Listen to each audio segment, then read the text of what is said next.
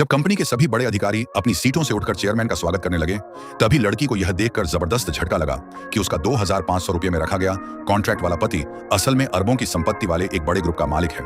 और सबसे हैरानी की बात यह थी कि कुछ ही दिन पहले दोनों ने शादी का रजिस्ट्रेशन भी कराया था।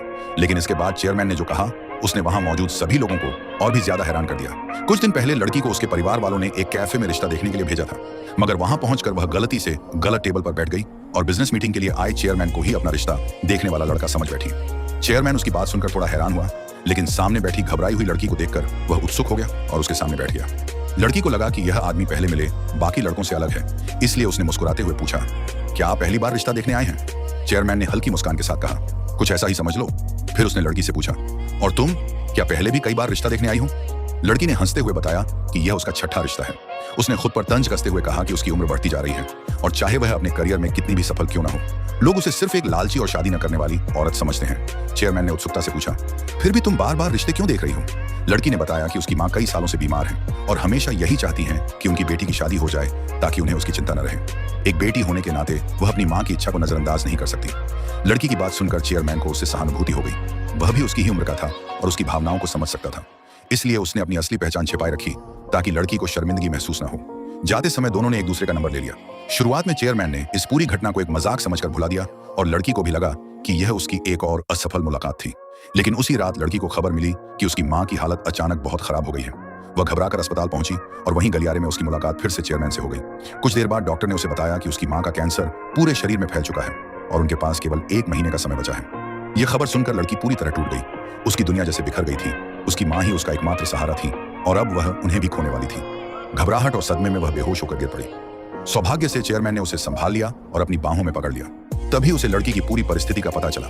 जब लड़की की आंख खुली, तब तक उसकी सबसे अच्छी दोस्त अस्पताल पहुंच चुकी थी। उसने लड़की को ढांढस बंधाया और दोनों मिलकर उसकी मां से मिलने गए। लड़की की मां अपनी हालत के बारे में सब जान चुकी थी। वह बार बार अपनी बेटी को रिश्ता देखने के लिए इसलिए कहती थी ताकि उनके जाने के बाद उसकी देखभाल करने वाला कोई हो।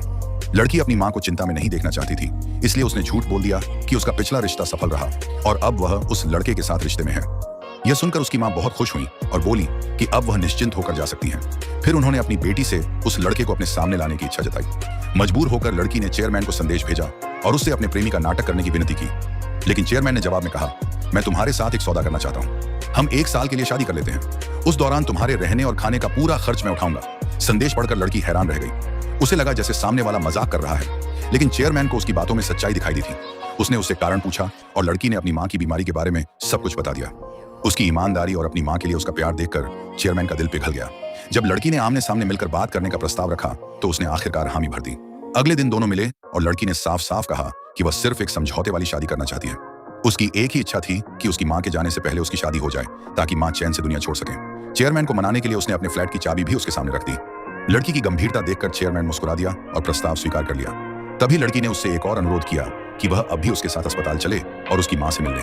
दोनों अस्पताल पहुंचे और आश्चर्य की बात यह रही कि चेयरमैन और उसकी मां की बातचीत बहुत अच्छी रही। अपनी मां के चेहरे पर लंबे समय बाद मुस्कान देखकर लड़की बेहद भावुक हो गई। अस्पताल से बाहर निकलते समय उसने दिल से चेयरमैन का धन्यवाद किया। तभी चेयरमैन ने उसे याद दिलाया, अगर हमने शादी कर ली तो 1 साल बाद तुम तलाकशुदा कहलाओगी। क्या तुमने इस बारे में अच्छी तरह सोच लिया है? लेकिन तभी उसका सहायक पहले से तैयार किया हुआ शादी का अनुबंध लेकर आ गया। दरअसल चेयरमैन ने लड़की की पूरी जानकारी पहले ही निकलवा ली थी और शादी के कागजात भी तैयार करवा लिए थे। लड़की को थोड़ा शक हुआ तो चेयरमैन ने मजाक करते हुए पूछा, कहीं अब पछता तो नहीं रही? लड़की ने बिना एक पल गंवाए कहा, बिल्कुल नहीं। इसके बाद उसने अनुबंध पर अपने हस्ताक्षर कर दिए। हालांकि उसने बताया कि आज वह अपना परिवार रजिस्टर साथ नहीं लाई है, इसलिए शादी का रजिस्ट्रेशन किसी और दिन करना पड़ेगा। लेकिन सहायक ने तुरंत कहा, उसकी भी व्यवस्था हो चुकी है। यह सुनकर लड़की को ऐसा लगा जैसे वह खुद चलकर जाल में फंस रही हो। कुछ ही देर बाद दोनों ने शादी की तस्वीरें खिंचवाईं और कानूनी तौर पर पति पत्नी बन गए। लड़की को लगा था कि यह सिर्फ कागजों पर होने वाली शादी है, लेकिन चेयरमैन उसे सीधे अपने घर ले गया। शाम को उसने खुद रसोई में खाना बनाया।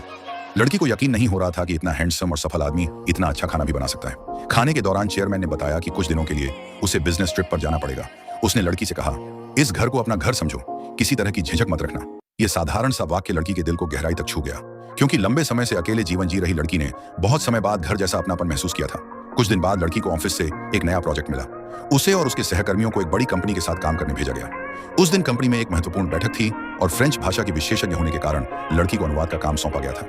कुछ ही देर में वे सभी मीटिंग रूम पहुंच गए। बैठते ही उसकी सहकर्मी उत्साह से बोली, जीशेंग ग्रुप के चेयरमैन बहुत हैंडसम हैं।